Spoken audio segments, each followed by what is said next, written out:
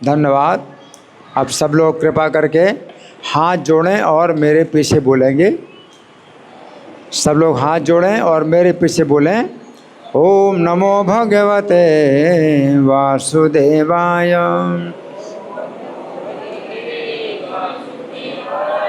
ओम नमो भगवते वासुदेवाय। ओम नमो भगवते वासुदेवाय।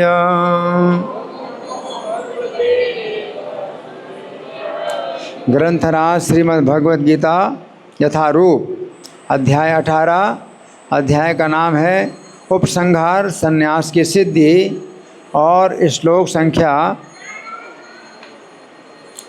36 और 37 है। तो इस श्लोक का पाठ मैं ही करूँगा, आप लोग अगर कर सकते हैं तो करें। सुखम तु दानीं त्रिविधम शृणु मे भरतर्षभ। अभ्यासाद् रमते यत्र दुःखान्तं च निगच्छति। श्लोक संख्या 37। यत्तदङ्ग्रे विषम् इव परिणामे मृतपोपमं तत्सुखं सात्विकं प्रोक्तम् आत्मबुद्धि प्रसादजम्। अब मेरे पीछे आप लोग शब्दार्थ बोलें, ठीक है। मोबाइल का प्रयोग मना है, मोबाइल है इसका प्रयोग मना है। शब्दार्थ मेरे पीछे बोलिए। सुखम, सब लोग बोलिए सुखम, सुख तो, लेकिन, इदानीं अब, त्रिविधम तीन प्रकार का, शृणु सुनो, मैं मुझसे, भरत ऋषभ हे भरत श्रेष्ठ, अभ्यासात् अभ्यास से, रमते भोगता है, यत्र जहाँ, दुख दुख का, अंतम अंत, च भी, निगच्छति प्राप्त करता है। अनुवाद मेरे पीछे बोलिए। हे भरत श्रेष्ठ, अब मुझसे तीन प्रकार के सुखों के विषय में सुनो, जिनके द्वारा बद्ध जीव भोग करता है और जिसके द्वारा कभी कभी दुखों का अंत हो जाता है। अब तात्पर्य प्रभुपाद के द्वारा, श्रील प्रभुपाद की जय। बद्ध जीव भौतिक सुख भोगने की बारंबार चेष्टा करता है, इस प्रकार वह चर्वण करता है, लेकिन कभी कभी ऐसे भोग के अंतर्गत वो किसी महापुरुष की संगति से भव बंधन से मुक्त हो जाता है। दूसरे शब्दों में बद्ध जीव सदा ही किसी न किसी इंद्रिय तृप्ति में लगा रहता है, लेकिन जब सुसंगति से ये समझ लेता है कि ये तो एक ही वस्तु की पुनरावृत्ति है और इसमें वास्तविक कृष्ण भावना, उसमें वास्तविक कृष्ण भावना अमृत का उदय होता है, तो कभी कभी वह ऐसे तथाकथित आवृत्ति मूलक सुख से मुक्त हो जाता है। अब श्लोक संख्या 37 का शब्दार्थ मेरे पीछे बोलिए।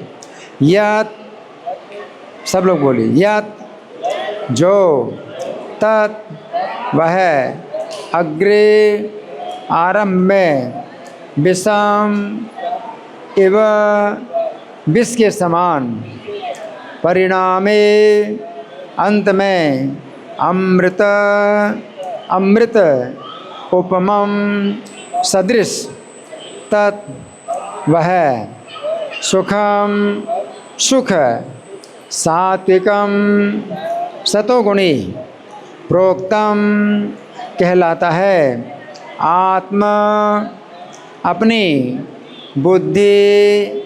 बुद्धि की, प्रसादजम तुष्टि से उत्पन्न, अनुवाद मेरे पीछे बोलिए। जो प्रारंभ में विष जैसा लगता है लेकिन अंत में अमृत के समान है, और जो मनुष्य में आत्म साक्षात्कार जगाता है वह सात्विक सुख कहलाता है।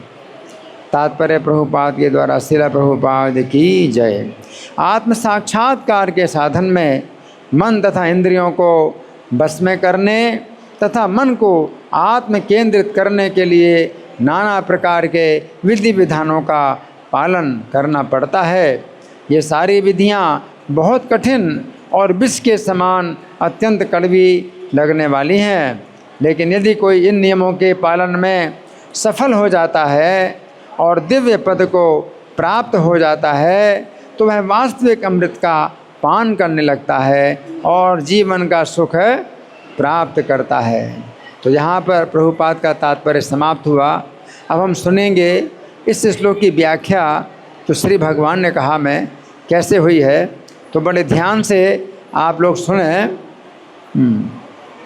तो भगवान यहाँ पर क्या बता रहे हैं कि तुम मुझसे 3 प्रकार का सुख सुनो। भगवान ने अर्जुन से क्या कहा? तुम मुझसे 3 प्रकार का सुख सुनो, है ना। तो जानना चाहिए हमें जो है 3 प्रकार के सुख में से कौन सा सुख किस समय मिलता है, आपको पता होना चाहिए, है ना। ये गीता में जो भगवान बता रहे हैं ऐसा ज्ञान कहीं नहीं मिलेगा। आप लोग जानते नहीं हैं कि आपको किस समय कौन सा सुख प्राप्त होता है और कौन सा सुख प्राप्त होना चाहिए जो सर्वोत्तम है, वो आप लोग नहीं जानते हैं। तो भगवान यहाँ पर कहते हैं कि हे भरतवंशियों में श्रेष्ठ तुम मुझसे सुनो। भगवान ने क्या कहा? हाँ, तुम मुझसे सुनो, तुम मुझसे सुनो। ये बात समझने की है कि अर्जुन सभी भरतवंशियों में श्रेष्ठ हैं क्योंकि वे श्री कृष्ण से सुन रहे हैं। अर्जुन सब भरतवंशियों में श्रेष्ठ हैं। क्यों? क्योंकि वे क्या कर रहे हैं? हाँ, क्या कर रहे हैं? सबसे श्रेष्ठ क्यों है? किस लिए? हाँ, जोर से बोलो। वो क्या कर रहे हैं? सबसे श्रेष्ठ हैं क्योंकि अर्जुन श्री कृष्ण से सुन रहे हैं। सुनते नहीं क्या आप लोग? मैं पूछता हूँ तो बताते नहीं, बिल्कुल जीरो है। क्या बात है? अर्जुन सबसे श्रेष्ठ हैं भरतवंशियों में। क्यों? हाँ, भगवान से सुन रहे हैं, श्री कृष्ण से सुन रहे हैं। अर्जुन अत्यंत भाग्यशाली हैं। क्या हैं? अत्यंत भाग्यशाली हैं कि वे साक्षात श्री कृष्ण से सुन रहे हैं, साक्षात। और भगवान कह रहे हैं कि मैं सुनो, है ना। गीता 18:75 में संजय कहते हैं कि व्यास देव की कृपा से उन्हें ऐसी दिव्य दृष्टि प्राप्त हुई है कि उन्होंने साक्षात श्री कृष्ण से वो ज्ञान सुना है जिसे उन्होंने अर्जुन को दिया। अब संजय ने कैसे सुना? भगवान अर्जुन को ये उपदेश जो दे रहे हैं वो कुरुक्षेत्र के युद्ध में दे रहे हैं, और संजय कैसे सुन पाए? व्यास जी ने उनको दिव्य दृष्टि प्रदान की। व्यास जी ने दिव्य दृष्टि प्रदान की, इससे संजय भी सुन पाए, है ना। तो गीता 14:2 में श्री कृष्ण कहते हैं कि गीता का ज्ञान ऐसा दिव्य है कि यदि व्यक्ति इस ज्ञान का आश्रय लेता है तो वो श्री कृष्ण के जैसा दिव्य आध्यात्मिक शरीर प्राप्त कर लेता है। गीता का ज्ञान कितना दिव्य है! जो इस ज्ञान को प्राप्त कर लेता है, इस ज्ञान का आश्रय लेता है तो वो श्री कृष्ण जैसा दिव्य आध्यात्मिक शरीर प्राप्त कर लेता है। कैसा शरीर? श्री कृष्ण के जैसा दिव्य आध्यात्मिक शरीर। श्री कृष्ण का आध्यात्मिक शरीर है। उनके शरीर में बुढ़ापा नहीं आता, बीमारी नहीं आती, मृत्यु नहीं होती, है ना। तो ऐसा शरीर अगर हमें प्राप्त हो जाए तो कितना बड़ा लाभ है, कितना बड़ा लाभ है। अभी देखो शरीर में कितने बीमारियां आती हैं, है ना, और चिंताएं और काम क्रोध लोभ ईर्ष्या, ये सब जो है कष्ट हैं, ये सब मिलते हैं कष्ट। बुढ़ापे का कष्ट आएगा, मृत्यु का कष्ट आएगा, है ना। तो अगर इस गीता के ज्ञान का आश्रय लेंगे तो ऐसा दिव्य आध्यात्मिक शरीर प्राप्त होगा जैसा श्री कृष्ण का है ना। और ऐसे शरीर में रहकर हम सृष्टि के समय न उत्पन्न होंगे न प्रलय के समय शरीर छोड़ेंगे। नहीं तो सृष्टि के समय सबको उत्पन्न होना पड़ता है और प्रलय के समय सबको मरना पड़ता है। तो गीता महात्म्य में बताया गया है कि श्री कृष्ण का शरीर पूर्ण आध्यात्मिक है और दिव्य ज्ञान और दिव्य आनंद से निर्मित है। कृष्ण का शरीर क्या है? सच्चिदानंद। सत्य का मतलब है कि पूर्ण आध्यात्मिक है, चित्त का मतलब ज्ञान और आनंद का मतलब है दिव्य आनंद। तो कृष्ण के शरीर में 3 चीज़ें हैं, है ना। आध्यात्मिक है, दिव्य ज्ञान है और दिव्य आनंद है। ऐसे श्री कृष्ण ने अपने मुख से अर्जुन को गीता का उपदेश दिया। अतः गीता के अंदर संपूर्ण वेदों का सार है। क्या है गीता में? संपूर्ण वेदों का सार है। और ये गीता दिव्य आनंदमयी है। ये गीता कैसी है? दिव्य आनंदमयी है। तो यहाँ पर श्री कृष्ण अर्जुन से कह रहे हैं कि हे अर्जुन, तुम मुझसे सुनो क्योंकि तुम सभी भरतवंशियों में सर्वश्रेष्ठ हो, है ना। अब भगवान कहते हैं कि सुख में व्यक्ति अभ्यास द्वारा ही रमता है। तो यहाँ पर श्री कृष्ण कह रहे हैं ये सात्विक सुख ऐसा है। सतोगुणी सुख कैसा होता है? अभ्यास के द्वारा आपको ये सुख प्राप्त होता है। अभ्यास करेंगे, है ना। अभ्यास, हाँ, जब वो बार बार अनुशीलन करता है, ये सुख ऐसा नहीं है कि विषय भोग की तरह सुख प्राप्त होता हो। विषय भोग जैसे खाया आपने तो तुरंत सुख मिल गया, ऐसा सुख नहीं है। सात्विक सुख कैसा है? आप बार बार जब अभ्यास करते हैं तो फिर आपको जो है सुख प्राप्त होता है। इस सुख को प्राप्त करने के लिए व्यक्ति को बार बार अभ्यास करना होगा, बार बार अभ्यास करना होगा, है ना। तो यहाँ पर श्री कृष्ण कह रहे हैं कि सात्विक सुख की प्राप्ति तब होती है जिस समय हम इस सुख का बार बार अभ्यास करते हैं, है ना। गीता 6:35 में श्री कृष्ण कहते हैं कि चंचल मन को वश में करने के लिए अभ्यास और वैराग्य की आवश्यकता है। चंचल मन वश में करने के लिए अभ्यास और वैराग्य की आवश्यकता है। तो तात्पर्य में प्रभुपाद लिखते हैं, कृष्ण भावनामृत के अभ्यास से व्यक्ति भगवान की नवधा भक्ति का आचरण करता है। भगवान की 9 प्रकार की भक्ति, श्रवणम, कीर्तनम, स्मरणम, पाद सेवनम, ये नवधा भक्ति है। और ऐसी भक्ति का प्रथम अंग है श्री कृष्ण के विषय में सुनना। सबसे पहला क्या है 9 प्रकार की भक्ति में? हाँ, श्रवणम। मन को समस्त प्रकार की दुश्चिंताओं से शुद्ध करने के लिए ये परम शक्तिशाली और दिव्य विधि है। मन को जो है बुरी चिंताओं से मुक्त करने के लिए सबसे बड़ी विधि क्या है कि आप श्रवण करें, है ना। ये व्यवहारिक है क्योंकि श्री कृष्ण के विषय में श्रवण करने से व्यक्ति स्वतः परमात्मा के प्रति आसक्त हो जाता है। ये आसक्ति आध्यात्मिक तुष्टि कहलाती है। ये वैसे ही है जैसे भोजन के प्रत्येक ग्रास से भूखे को तुष्टि प्राप्त होती है। भूख लगने पर व्यक्ति जितना अधिक खाता है उतना अधिक तुष्टि और शक्ति उसे मिलती जाती है ना। तो इस सात्विक सुख कैसा है?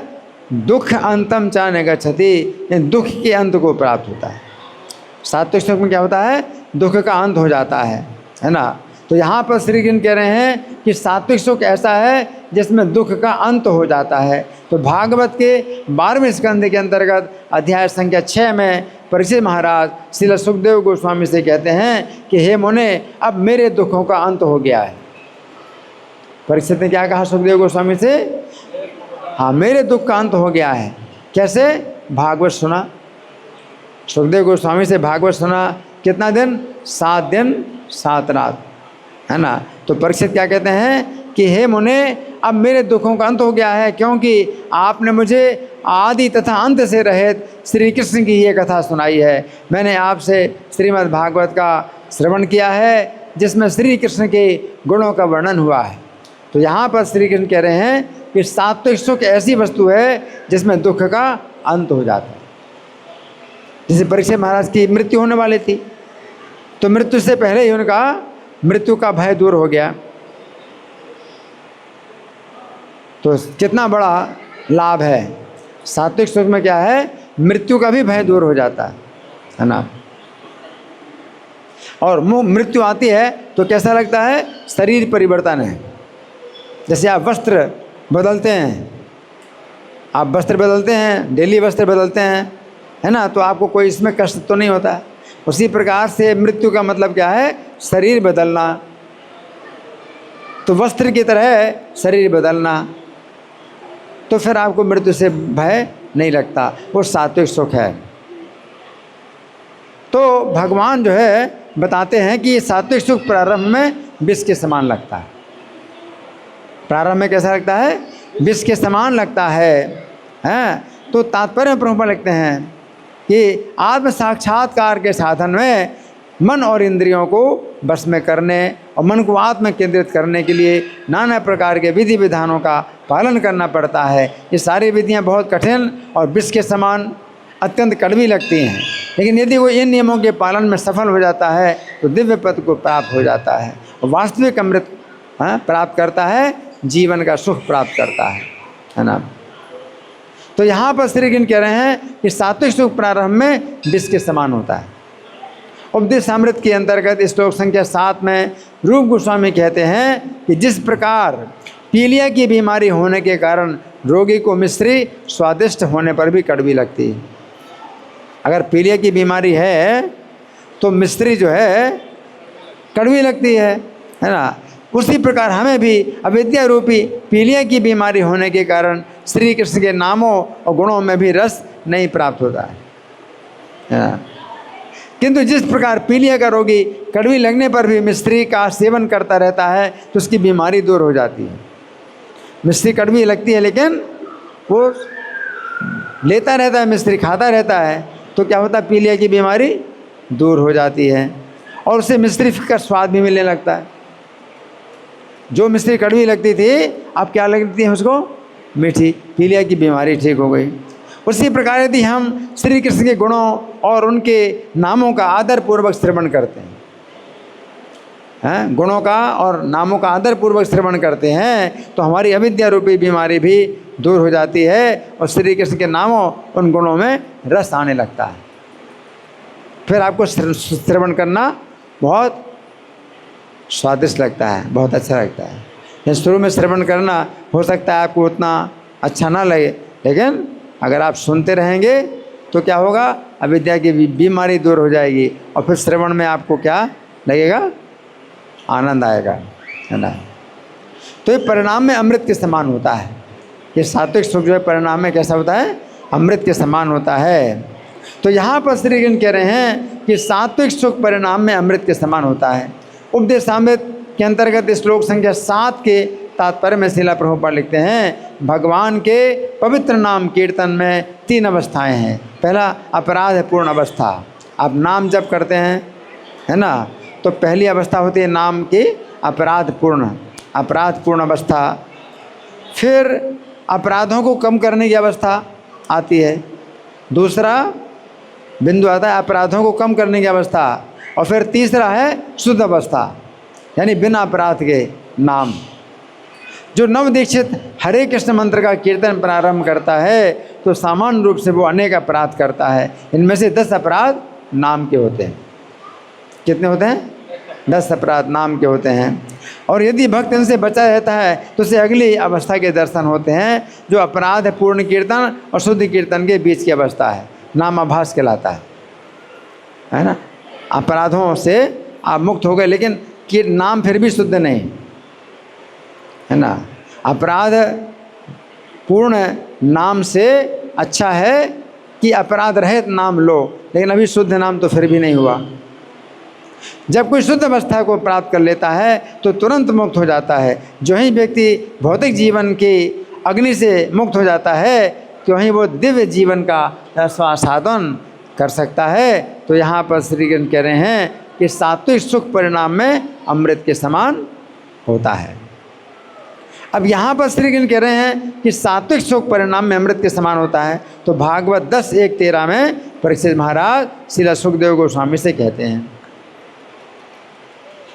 कौन कहते हैं? कौन कहते हैं? परीक्षित महाराज कहते हैं। किससे बोलते हैं? सुखदेव गोस्वामी से कहते हैं कि हे मुने, मैंने भोजन और जल ग्रहण करना छोड़ दिया है। जब परीक्षित महाराज भागवत सुनते हैं तो गंगा के तट पर बैठ गए कि अब ना खाएंगे ना पिएंगे, और भागवत सुनते सुनते अपना शरीर छोड़ेंगे। तो उन्होंने खाना पीना बिल्कुल छोड़ दिया है और भागवत सुन रहे हैं, है ना। तो परीक्षित महाराज कहते हैं मैंने भोजन और जल ग्रहण करना छोड़ दिया है, फिर भी आपके मुख से निकलते हुए श्री कृष्ण की कथा के अमृत को अपने कानों से पीने से मुझे असह्य भूख और प्यास किसी तरह बाधा नहीं पहुंचा रहे। अब उनको तो मरना है तो खाना पीना बिल्कुल छोड़ा हुआ है। वो कहते हैं खाना पीना छोड़ने पर भी मुझे भूख और प्यास की बाधा नहीं हो रही। क्यों? आपके मुंह से निकल रहा है जो कृष्ण कथा का अमृत, वो मैं पी रहा हूँ। कहाँ से? कानों से पी रहा हूँ। तो उस श्लोक के तात्पर्य में श्रील प्रभुपाद लिखते हैं, जब हम कृष्ण भावनामृत आंदोलन के बारे में सोचते हैं तो हम देखते हैं कि जिन्होंने कृष्ण कथा रूपी अमृत का आस्वादन कर लिया है वे सारी भौतिक इच्छाओं का परित्याग कर देते हैं। और जो लोग श्री कृष्ण या श्री कृष्ण कथा को नहीं समझते हैं वे कृष्ण भावनामृत जीवन को मस्तिष्क की धुलाई या सम्मोहन मानते हैं, है ना। तो जो नहीं समझते कृष्ण कथा को तो वो क्या कहते हैं कि ये जो है हरे कृष्णा के मंदिर में आकर के इसका ब्रेन वॉश हो गया है, मस्तिष्क की धुलाई हो गई है, हरे कृष्णा वालों ने इनका ब्रेन वॉश कर दिया है। एक और जहाँ भक्तगण आध्यात्मिक आनंद का अनुभव करते हैं वहीं भक्तों को ये देखकर हैरानी होती है कि भक्तों ने भौतिक लालसाओं का परित्याग कर दिया है। अब देखो इतना अमृत है, भगवान की कथा सुनने में इतना अमृत है कि फिर कोई व्यक्ति जो है ना तो फिल्मों को देखने में रुचि होती है उसकी, ना शराब पीने में रुचि होती है, ना मांसाहार में रुचि होती है, जुआ में नशा में कोई रुचि नहीं होती। तो कृष्ण कथा का जो सुख है ये कैसा है? अमृत, परिणाम में अमृत की तरह होता है ना। फिर आगे भगवान कहते हैं सात्विक सुख कहलाता है जो शुद्ध बुद्धि की प्रसन्नता से प्राप्त होता है। ये सात्विक सुख कहाँ से प्राप्त होता है? शुद्ध बुद्धि की प्रसन्नता से। जैसे आप खा रहे हैं, कुछ रसगुल्ला खा रहे हैं तो आपको तुरंत ही स्वाद मिलता है, लेकिन सात्विक सुख जो मिलता है आपकी बुद्धि जब शुद्ध हो जाएगी और प्रसन्न हो जाएगी तब आपको सात्विक सुख प्राप्त होगा। तो यहाँ पर श्री कृष्ण कह रहे हैं कि सात्विक सुख आत्मबुद्धि की प्रसन्नता से प्राप्त होता है। अब यहाँ पर प्रश्न उठता है कि आत्मबुद्धि क्या है? हमें समझना चाहिए कि यहाँ पर आत्मबुद्धि का अर्थ सात्विकी बुद्धि है। कैसी बुद्धि? सात्विकी बुद्धि।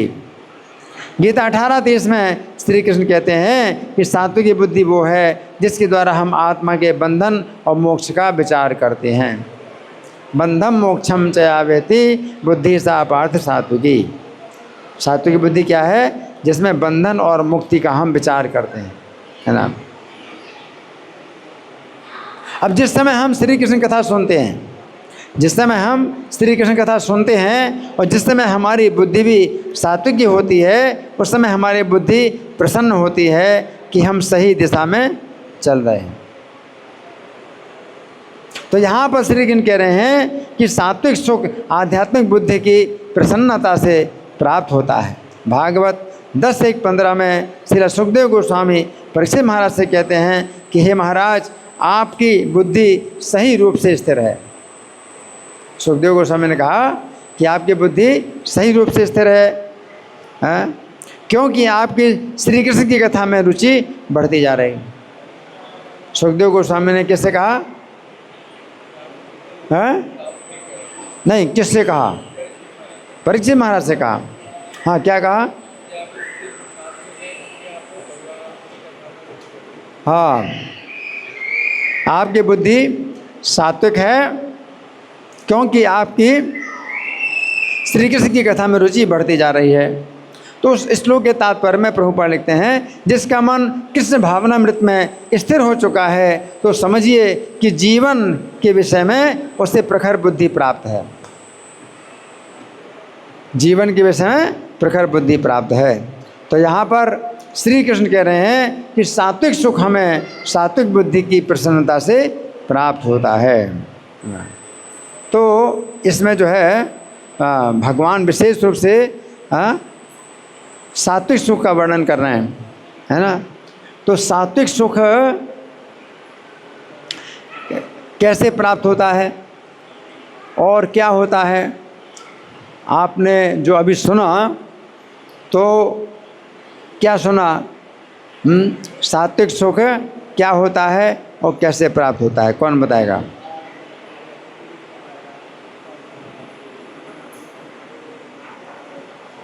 सात्विक सुख प्रारंभ में कैसा होता है? हाँ, प्रारंभ में विष के समान, प्रारंभ में विष के समान होता है। जैसे मैं मान लो मंगल आरती में उठना है, सवेरे हमें 2:45 बजे उठना पड़ता है, सवेरे 2:45 बजे उठना पड़ता है।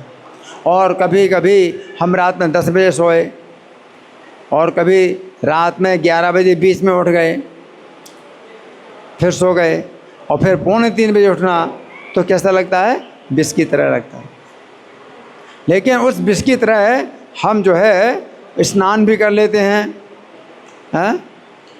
और सब तैयार होकर के भगवान के मंदिर में आ जाते हैं और ठीक 4:30 बजे मंगल आरती का शंख बजता है। तो ऐसा करते करते ये जो प्रारंभ में आपको विष की तरह लगता था कि मंगल आरती में उठना, सवेरे 2:45 बजे उठना, वो लगता है विष की तरह लगता था। लेकिन अब आगे क्या हो जाता है? ये अमृत की तरह हो जाता है ना। तो ये जो है सात्विक सुख है। तो सात्विक सुख में विशेष बात क्या है? प्रारंभ में विष के समान और परिणाम में अमृत के समान।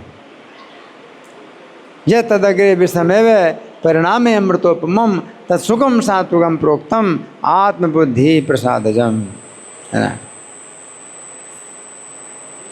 तो सात्विक सुख जो है परिणाम में अमृत की तरह होता है, परिणाम में अमृत की तरह होता है ना। इसका मतलब क्या है? कि मृत्यु का भय दूर हो जाता है, मृत्यु का भय दूर हो जाता है ना। इसका उदाहरण अभी हमने बताया, कौन है? परीक्षित महाराज। परीक्षित महाराज को मृत्यु का भय हो गया था। कब आएगी मृत्यु? 7 दिन के बाद सांप के काटने से मृत्यु होगी। अब क्या उपाय हो सकता है? कोई उपाय नहीं हो सकता, उनको सांप मिला है। तो उन्होंने फिर क्या किया? राज्य के सब वस्त्र उतार दिए हैं और एक साधु के वेशभूषा में आकर के गंगा के तट पर बैठ गए। और चूँकि गंगा का तट एकदम खुला रहता है, तो बहुत से जो साधु संत हैं जो कि ऊपर निवास करते हैं, स्वर्ग में या महरलोक जनलोक में निवास करते हैं, तो वे भी जो है आ गए परीक्षित महाराज के उस कार्यक्रम में। वो भी आ गए, सब साधु संत आ गए, है ना। और परीक्षित महाराज ने 7 दिन जब भागवत सुन ली, तो इसके बाद फिर उन्होंने खुद अपने मुंह से कहा, क्या कहा?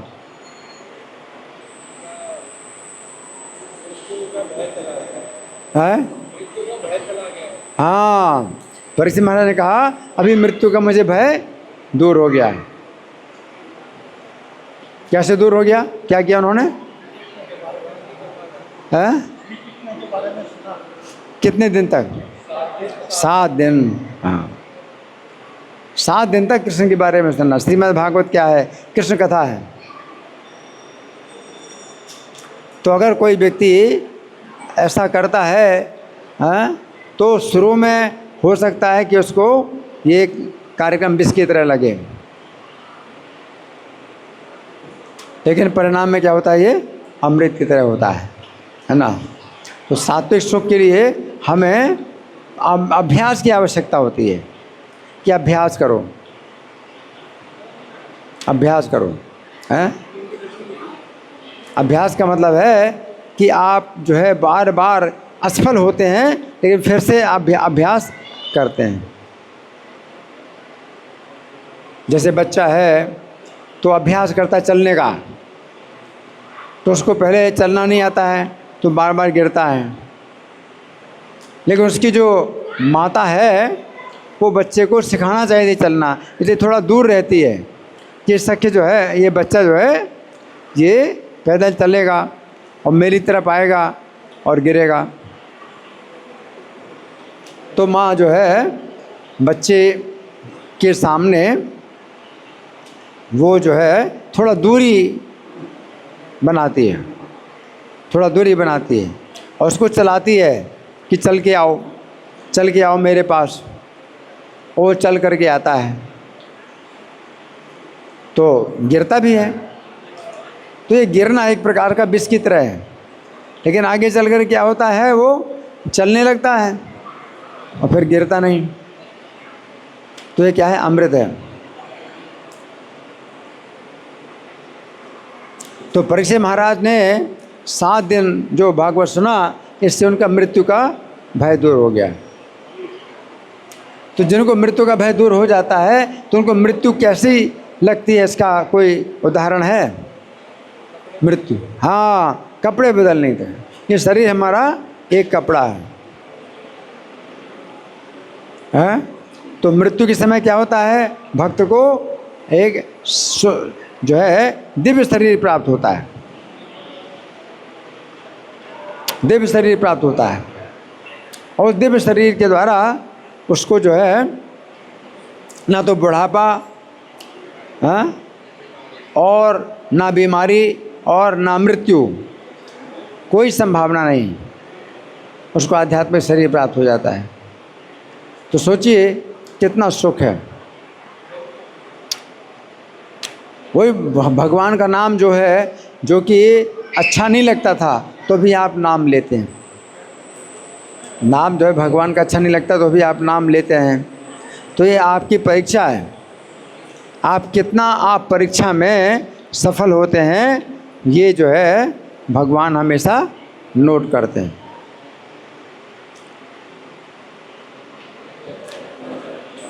अगर आपका नाम जपने का नियम है 16 माला जप करना है, तो 16 माला जप करने में आपको बहुत समय लग जाता है। अगर उम्र ज़्यादा हो जाती है, जैसे मेरी उम्र है 71 साल से ऊपर है, 71 ईयर से ज़्यादा है, तो ऐसे में क्या है कि ज़्यादा दिक्कत होती है, सवेरे उठने में भी दिक्कत होती है। और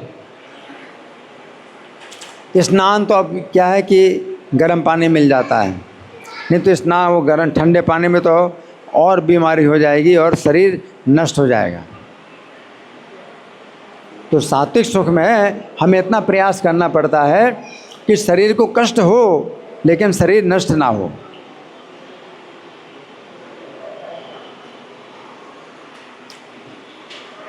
जैसे व्रज की कन्याएं हैं, तो भगवान कृष्ण को पति रूप में प्राप्त करने के लिए वो सवेरे सवेरे स्नान करती हैं जमुना जी के तट पर। और सवेरे जो कार्तिक का महीना जो होता है वो सवेरे के समय बहुत ठंड का महीना होता है। तो वे व्रज कन्याएं जो है सवेरे सवेरे जमुना जी में स्नान करके कात्यायनी की पूजा करती हैं।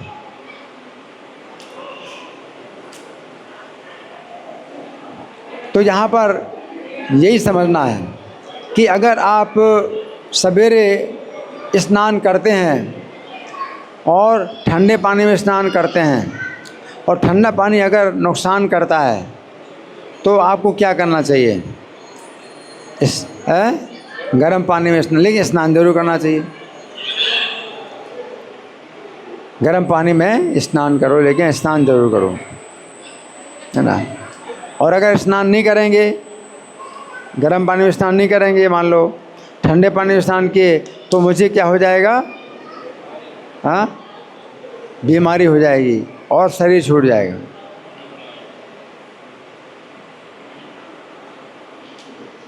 शरीर पहले से कमज़ोर है और अगर ठंडे पानी में स्नान करने का नियम बन गया कि ठंडे पानी में स्नान करना पड़ेगा, तो फिर क्या होगा, शरीर और ज़्यादा खराब होगा। तो इसलिए सात्विक सुख में इतना हमें सहन करना चाहिए जितना सहन कर सकते हैं।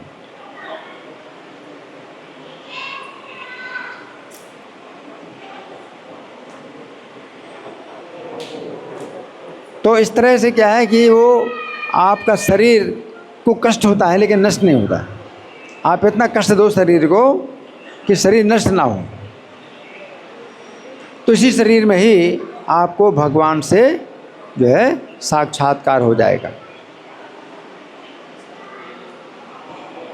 तो यहाँ पर भगवान सात्विक सुख की बात करते हैं। सात्विक सुख में जैसे कि ब्रह्मा जी थे, तो ब्रह्मा जी जो है जब भगवान को जानना चाहते हैं तो भगवान जो है भगवान का वो पता नहीं लगा पाते, ब्रह्मा जी भगवान का पता नहीं लगा पाते।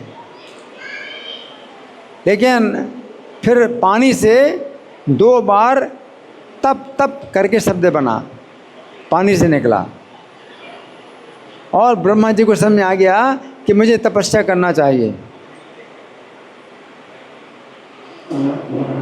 ब्रह्मा जी ने जो है फिर तपस्या की, और तपस्या से फिर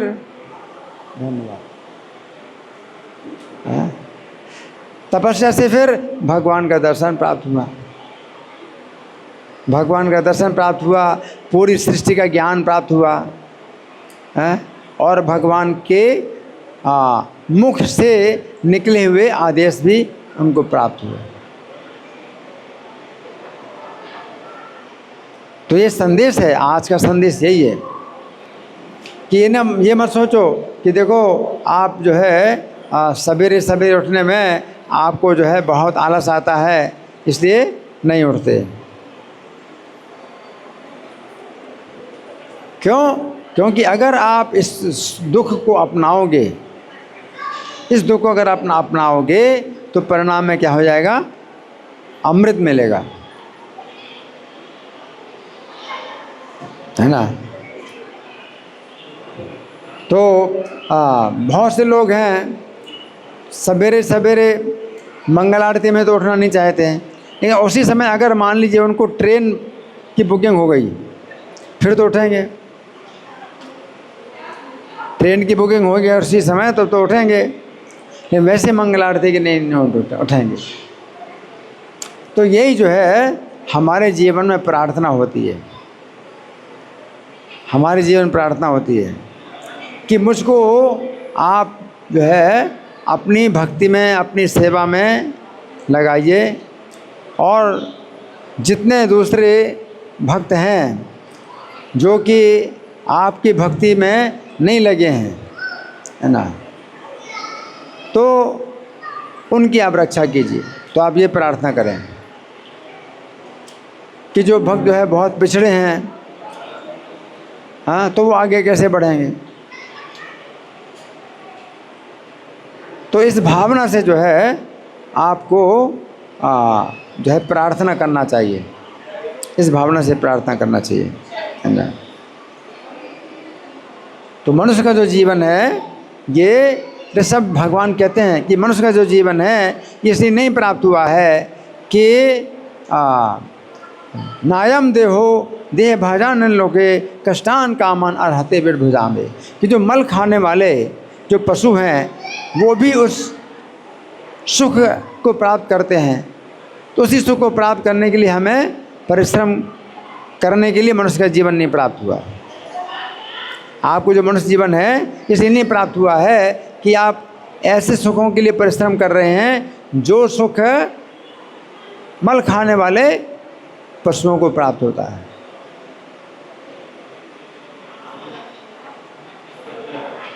तो इसलिए मनुष्य का जीवन किस लिए प्राप्त हुआ है तपो दिव्यम पुत्र कायेन सत्वम, कि दिव्य तपस्या के लिए मनुष्य का जीवन प्राप्त हुआ है, जिससे क्या होगा, तपो दिव्यम पुत्र का ये न सत्वम शुद्धेत, इससे सत्व शुद्धि होगी। सत्व शुद्धि होने का मतलब क्या है कि आपकी बुद्धि जो है सात्विक होगी। अगर आप गीता की शिक्षाएं मानते हैं, गीता की शिक्षाएं सुनते हैं, तो आपको ऐसे विचारों का भी खंडन करना चाहिए।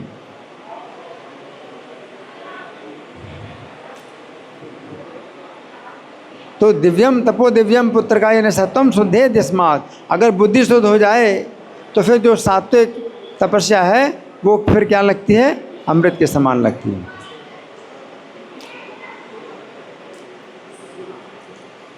इसके बाद आपको ये जो कथा है, जो भगवान की कथा है, तो ये भी आपको अमृत के समान लगेगी।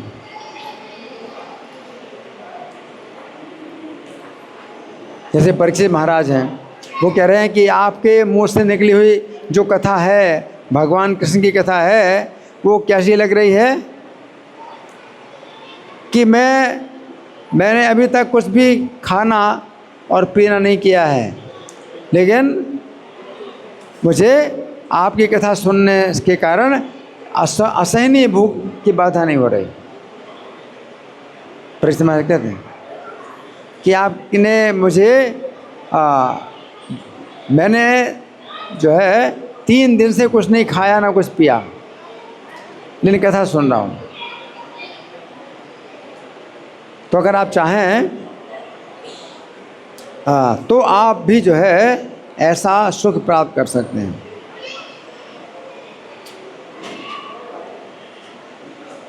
तो जितने भी इस्कॉन के मंदिर हैं, सभी मंदिरों में सवेरे भागवतम क्लास का नियम बना है और शाम को गीता क्लास का नियम बना। तो आप जो है किसी भी मंदिर के निकट हैं तो आप शाम को अगर आप चले जाएंगे तो गीता क्लास मिलेगा, और सवेरे चले जाएंगे तो भागवतम क्लास मिलेगा। और आप अगर सुनते सुनते फिर आपका जो दिमाग है इतना तेज़ हो जाएगा कि आपको जल्दी समझ में आने लगेगा कि वो वक्ता क्या बोल रहे हैं, हाँ? और आपको जो है कितना इसमें रस मिल रहा है। आप जब सुनते हैं, हाँ, चूँकि भगवान श्री कृष्ण का गुणानुवाद होता है, तो आपको जो है उसमें फिर रस मिलने लगता है, हाँ? तो इसका कारण क्या है? इसका कारण यही है कि भक्ति के जो है अलग अलग सोपान होते हैं। सबसे पहले सोपान है श्रद्धा का, कि आपको जो है शास्त्रों में श्रद्धा होती है कि शास्त्रों में जो बताया गया है यही मेरे लिए लाभदायक है।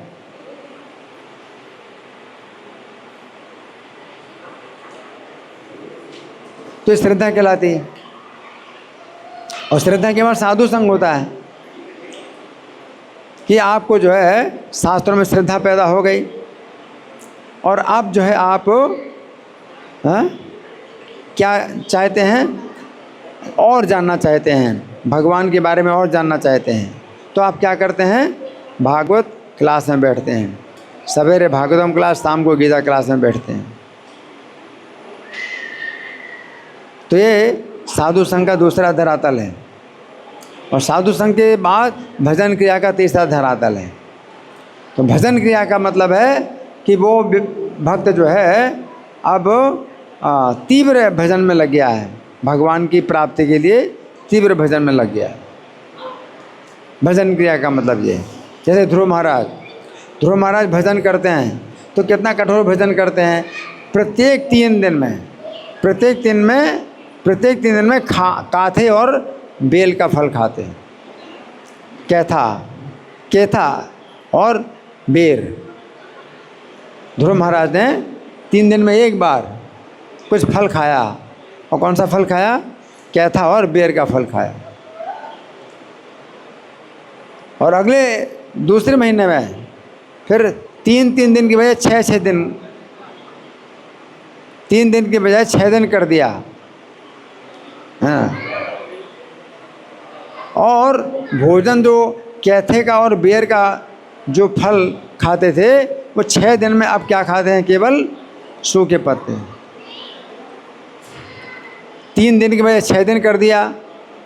और भोजन भी जो कैथा और बेर का फल खाते थे अब क्या कर रहे हैं, केवल सूखे पत्ते खाते हैं। 6 दिन में सूखे पत्ते खा रहे हैं। तो इसके इसे कहते हैं तपस्या। इस तपस्या से भगवान प्रसन्न हुए। तो ये क्या है, सात्विक सुख। प्रारंभ में विष के समान, प्रारंभ में विष के समान, बिल्कुल अकेलापन लगता है, केवल मंत्र का जाप कर रहे हैं। प्रारंभ में विष के समान और परिणाम में अमृत के समान। परिणाम में अमृत के समान, क्योंकि भगवान ने दर्शन दिया। ध्रुव महाराज को भगवान ने दर्शन दिया। और ध्रुव महाराज जो है, जो चाहते थे कि मुझको सबसे बड़ा पद प्राप्त हो, भगवान के चरणों से तो मैं नीचे रहूं, लेकिन बाकी जो है सबसे मैं ऊंचा पद प्राप्त करूं। तो जब भगवान ने दर्शन दिया तो ध्रुव महाराज फिर ये वरदान नहीं मांगते। उनकी बुद्धि शुद्ध हो गई, तो फिर ये वरदान उन्होंने भगवान से नहीं मांगा। फिर क्या वरदान मांगा, कि मैं आपके भक्तों के सेवा में रहूं।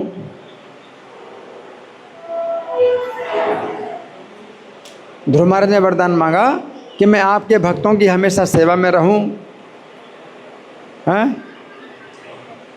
और उनके मुख से आपकी कथा सुनूं। ये जो है वरदान मांगा।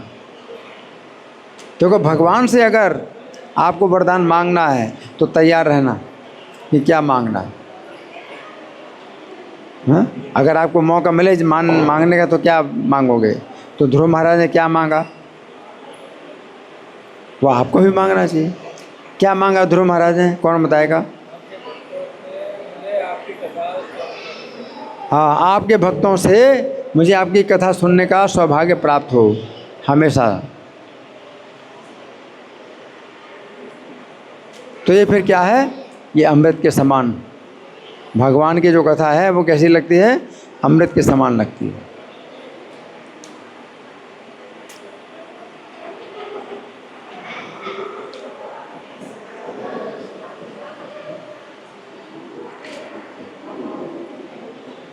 हरे कृष्णा। तो किसी का कोई प्रश्न है, अभी 2 मिनट हैं, आप लोग बैठिए। 2 मिनट है, अभी मंदिर बंद होगा, तब तक आपसे कुछ हमें प्रश्नोत्तर करना है। तो आपको कोई प्रश्न है, किसी कोई प्रश्न है, नहीं है। अच्छा, तो मैं प्रश्न कर रहा हूँ। ये जो आप हरे कृष्ण मंत्र का जाप करते हैं, तो हरे कृष्ण मंत्र का जाप कौन कौन करते हैं, हाथ उठाइए। अच्छा, आप कितना करते हैं, माला पर करते हैं, बिना माला के, बिना माला के। और आप तो माला पर करते हैं, कितना करते हैं, 16 माला करते हैं। और आप माला पर करते हैं या बिना माला के, माला पर कितना माला करते हैं, 2 माला। और आप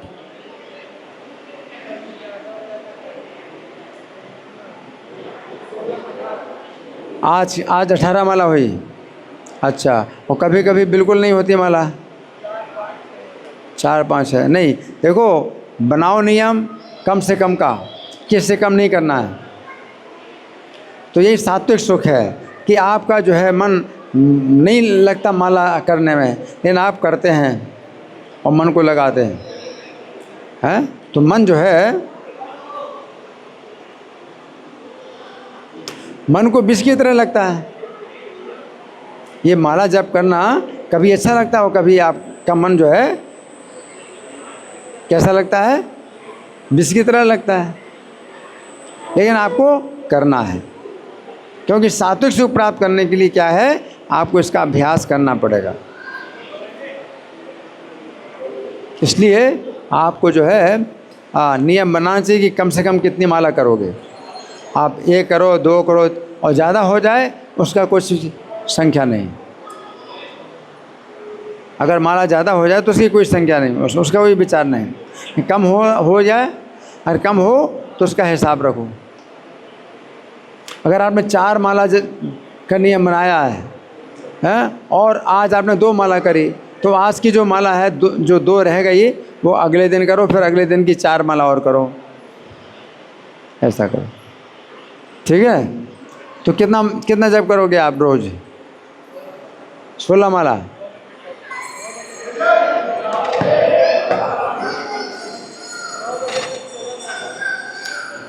रात के 9 बजे तक। देखिए, इसमें इतनी छूट है कि आप दिन भर में आप कर सकते हो। ठीक है ना?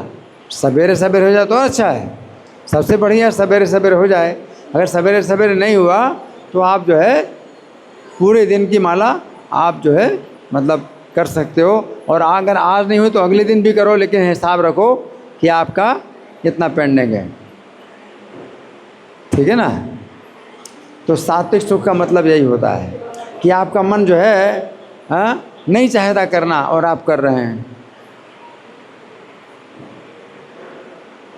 कभी क्लास में बैठना अच्छा नहीं लगता, लेकिन आपका मन कहता है कि क्लास में बैठना अच्छा नहीं लगता, लेकिन आप बैठते हैं क्लास में।